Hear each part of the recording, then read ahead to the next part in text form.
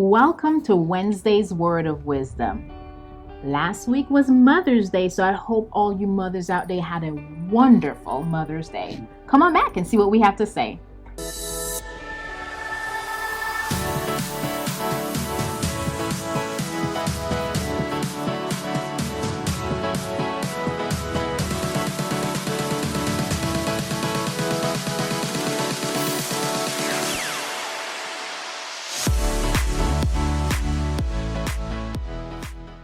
And we're back. Thank you so very much. So we're going to be talking a little bit about mothers and wisdom. And so we're reading from Proverbs 31. And I know a lot of us, we hear about the Proverbs 31 woman, but I like to read the beginning because that puts it into perspective. So I'm reading from the Message version of Proverbs 31, verses 1 through 3. And it says, "The words of King Lemuel, the strong advice his mother gave him." Catch that. This was advice to the king from his mother. And it says, "O son of mine, what can you be thinking of? Child whom I bore, the son I dedicated to God.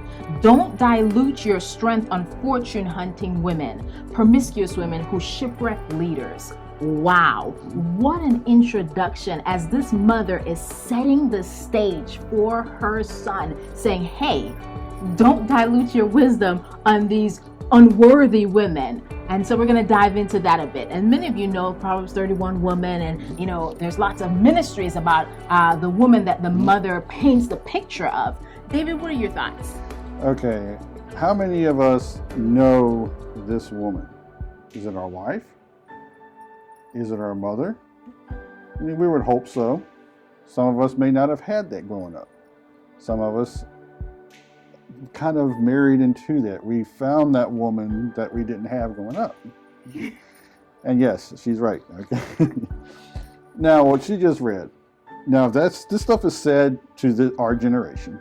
How many of you have said something to either your children, your husband, or something over and over and over and over again, and they just don't get it? They just don't do it. Okay, we read this and it says, listen, this is the kind of woman you should be going. You should not even mess with these other people. And we say that to our sons now. What do they do? Our sons now, they go against everything we say. But what we do, we keep praying them through. Yes. The mother in Pastor spoke about this, about the praying mother that will pray them through this.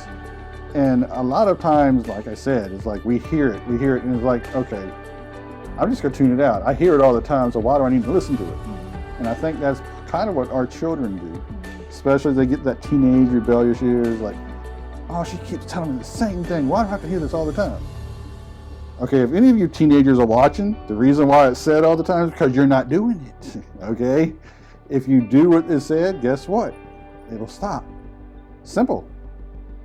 But guess what? We still do it as husbands, as men in general. We kind of get that lazy spell. We need a Proverbs 31 woman in our life.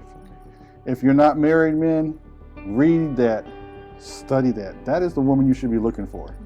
Not a quick fix, not a quick night, or whatever it may be. It's the woman that will pray with you, that'll be that word of encouragement, that'll be strong for you, that'll help raise kids the proper way. That is what we need to be looking for.